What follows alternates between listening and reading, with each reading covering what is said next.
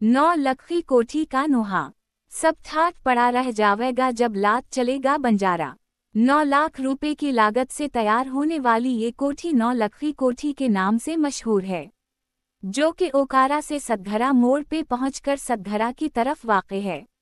अपने दौर की शाहकार इमारत थी, लेकिन बनवाने वाले के वहमो गुमान में भी ना होगा कि एक वक्त इस पे इतना भी बुरा आएगा।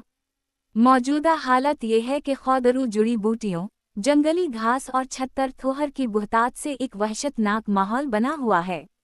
अंग्रेज कर्नल के हाथों लगा हुआ बाग तो अब भी मौजूद है कि वो फल देता है, लेकिन जब इस कोठी से आखिरी कीमती सामान भी चला गया तो इसका होना ना होना एक बराबर हो गया।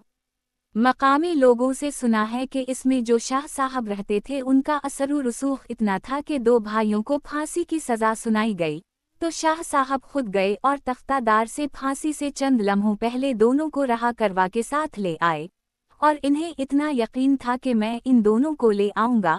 जाते हुए एक ड्राइवर, एक मुंशी जिसके भाई फांसी के मुंतज़िर थे, और एक खुद, टोटल 3 अफराद चले और जाते हुए अपने खानसामा को 5 अफराद का खाना तैयार करने का कह के गए और वापसी पे 5 ही अफराद थे।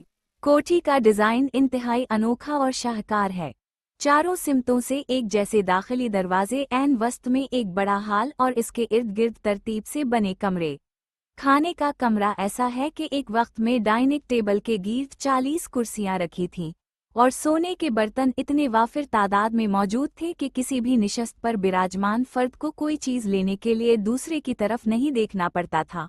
अगर आप इसको तफसील से पढ़ना चाहते हैं तो अकबर अली नातिक का नावल 9 लखी कोठी आपके लिए ही लिखा गया था।